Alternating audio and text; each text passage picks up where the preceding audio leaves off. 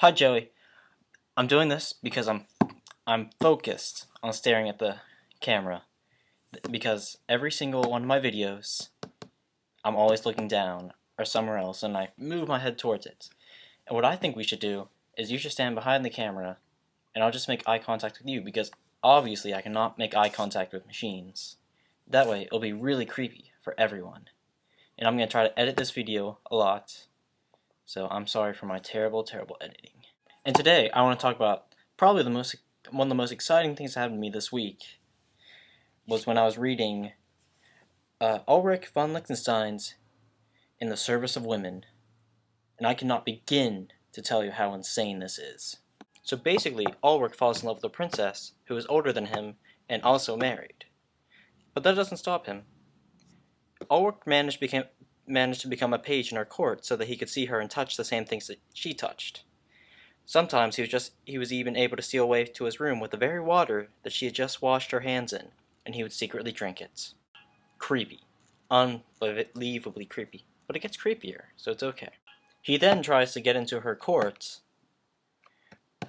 through his niece, who tells the princess about him, and the princess tells his niece that he's ugly and low class and he doesn't want to see him.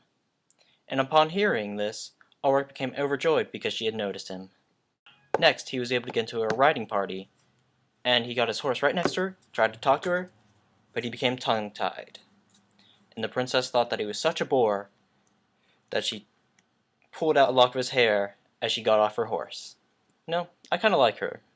He begins fighting in tournaments in her name, and then sending letters and songs just trying to gain her favor. But in one, she derides him because he implies that he lost a finger, but he only wounded it.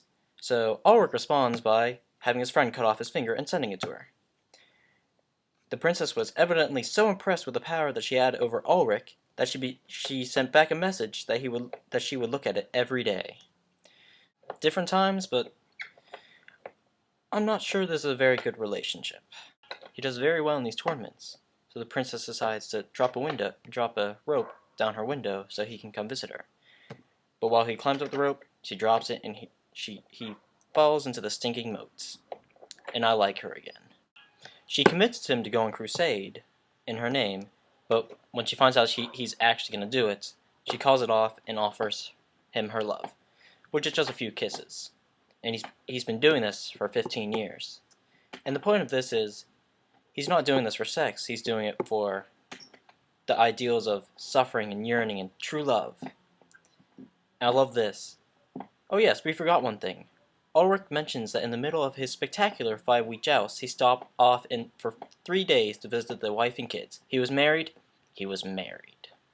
It was just the culture at the time, the courtly love, true love, and a lot of this still exists. You know, never ever believing that women can say no, and you have to keep pursuing them until they say yes, which is awful. I never understood that. And it's always so very creepy. It's always creepy. And so, Joey, I will hopefully see you tomorrow somehow. Magically somehow. Goodbye.